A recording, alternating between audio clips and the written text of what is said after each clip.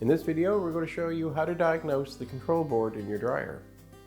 So now to diagnose your control board, it's a little tricky.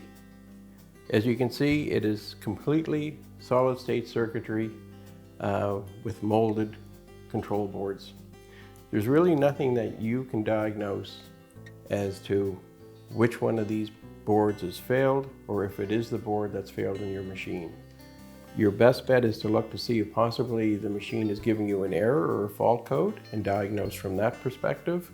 On some machines they'll have a display that it'll come up with an E13 or an F4, and your owner's manual will give you some guidance as to what that may be.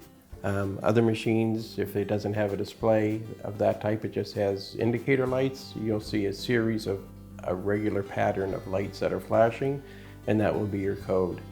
And if you're not able to find the information on that, then you're probably at a point where you're going to have a factory service technician come in and have a look at your machine.